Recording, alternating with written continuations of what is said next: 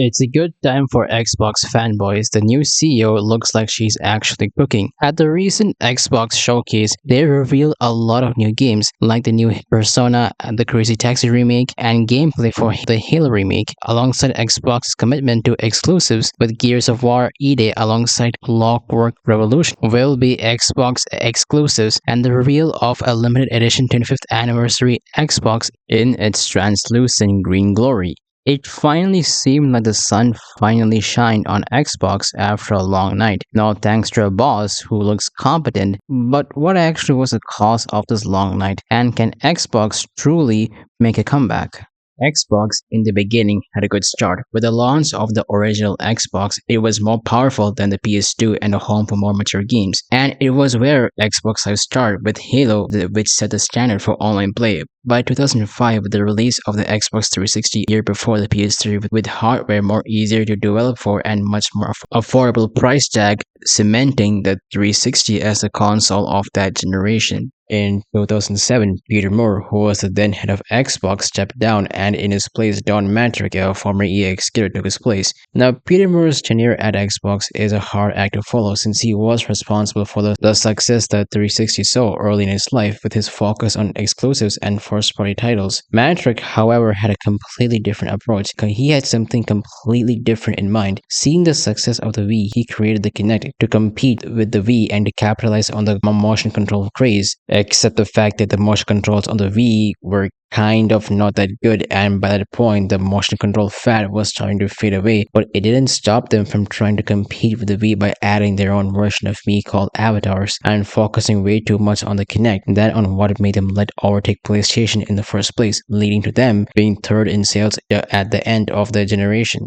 Moving to 2013 is when shit really hit the fan. Don had a very controversial idea on what the next console should be, on how it should be this always online console / an entertainment hub for live sports and TV, and it helped that there were a lot of rumors about the console being always online and not supporting used games, with each copy being linked to the system it was first played on, and coming May 21st of 2013 at the Xbox One reveal event, which is one of the most disastrous console reveals, where they talked the first half an hour about TV and live sports, much to everyone's disappointment, and at E3 was where the rest of the dreadful rumors were confirmed. And worst of all, the Kinect, something people already grew tired of at that point, will be bundled with every single unit, and the final nail in the coffin being the price, which was revealed to be $500. PlayStation, on the other hand, after course correcting the PS3 late into its life, finally learned their lesson, and they didn't pull out their punches at E3. They attacked all of the Xbox's weak points. The PS4 isn't always online. You can freely share your games, and the PC Resistance being a price of $400, which basically won them that generation. Despite this, Don Mattrick stood by his decision, and rather than admitting that he was wrong, he decided to become a dick about it. And fortunately, we have a product for people who aren't able to get some form of connectivity. It's called Xbox 360. Right. So stick with 360. That's your message. If you don't, like it. If you have zero access to the internet, that is an offline device. And a month later, after which Phil Spencer was hired as CEO, but by then it was too late. This new change in management wasn't enough, as the damage was already done. Even after walking back all the terrible decisions, they just couldn't bounce back. Their first-party offerings were lacking compared to the PS4, where they just had a generational run. For every Bloodborne and Ghost of Tsushima, there just wasn't an equivalent. Even big names like Halo 5 and Gears 4 just turned out to be massive. They even resorted to buying game studios like Mojang for 8 billion doubloons to bolster their library, but it was also around this generation that Xbox started selling their games day one on PC, for which didn't help the cause of the Xbox One, and that generation was the worst generation to lose, because this time around people were investing more into the digital library rather than buying a physical disc, and this played a role come next generation, and the release of the Nintendo Switch ensured they would remain in third place as usual. It's during the current 9 generation that problems became much worse. While the Xbox Series X and S opened to a positive reception and did sell somewhat better in the beginning, the only good thing going on for them was Game Pass. It was one of the best deals in gaming. For just $10 a month, you could access a wide library of games. Now, Phil Spencer had a goal to reach 100 million subscribers by 2030, and to reach this goal, he had to bolster the library of Game Pass, for which he needed to spend some big bucks to buy a few studios. He first acquired Bethesda and its parent company ZeniMax for nearly $8 billion. They then went on to buy Activision Blizzard for nearly $70 billion.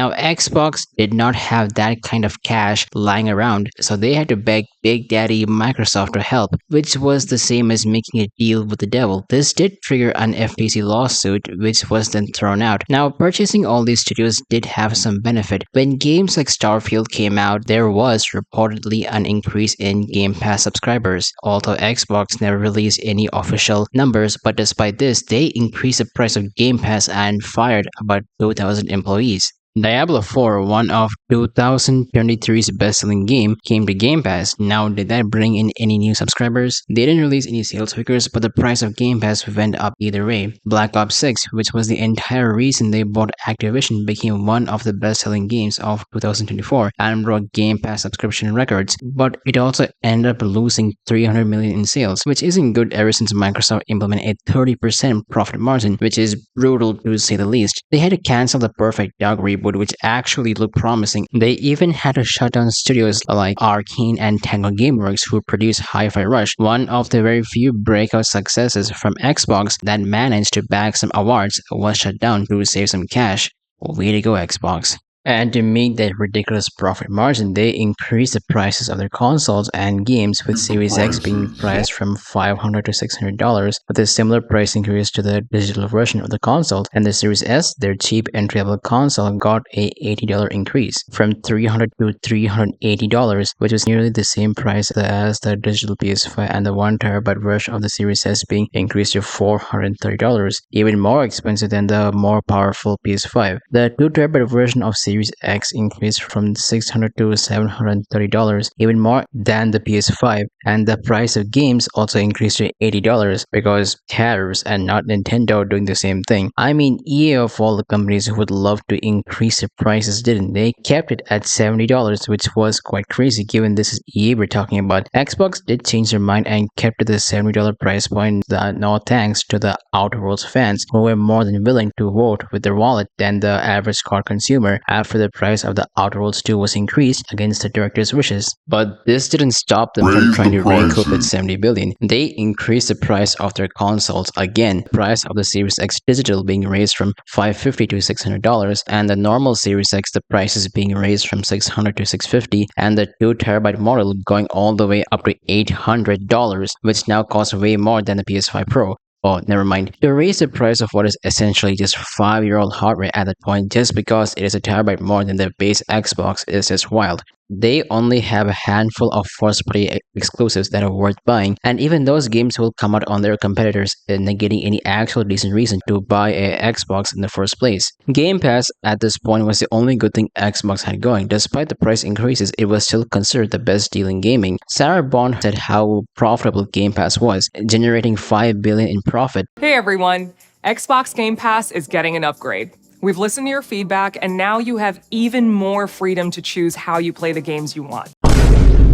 Literally a day later, they raised the prices by 50%, which is $30 a month for the ultimate tier. That is $360 a year. They put some poor intern in front of a camera and made her say this crap. Like, who the fuck asked to pay more for Game Pass? Like, who asked for this? Was it you? You, or is it you? During the one good thing you guys had going is just something so on brand for Xbox. Like, what even was the point of saying Game Pass is profitable to then raise the prices the next day? Like, how desperate are you to recoup that $70 billion? And their justification for this is that they added 3 new things that people barely give a crap about, and surprise, surprise, right after this announcement, people canceled their subscriptions en masse to the point of crashing the entire website. Like, shit was so bad for Xbox. Even retailers like Target and Costco decided to stop selling Xbox with how poor the sales are. And a few months later, both Phil Spencer and Sarah Bond were fired from their positions, and Phil was replaced by Asha Sharma, who previously served as the head of Microsoft's Core AI and has no prior experience in gaming. To be honest, when a non-gaming CEO who has no background in gaming other than AI shows up, usually it means it's been a fun ride. The good old days of Xbox were over, but surprisingly enough, she turned out to be competent. She removed Copilot from the console, sales, surprising given her previous role, lowered the price of Game Pass by $7,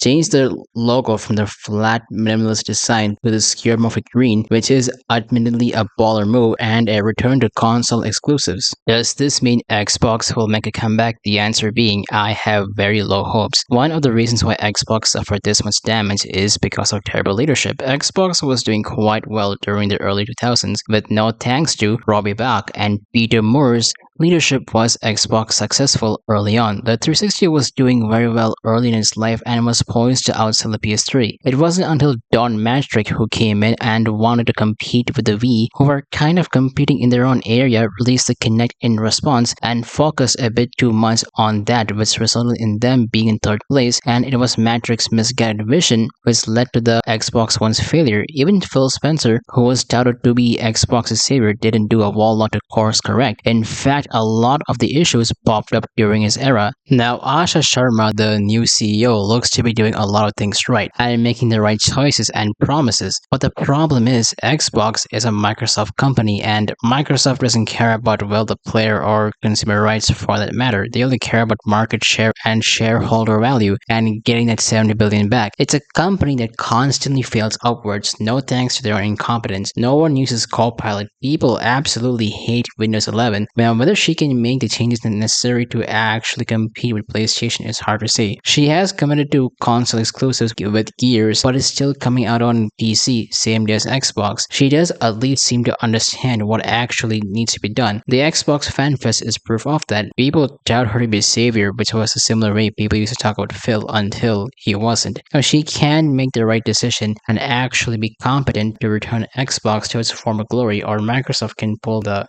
card and undermine her to get that 70 billion, since it's apparently too big a sum to take a loss on. Whether for her to take a hard left to be just like Phil is something only time can tell.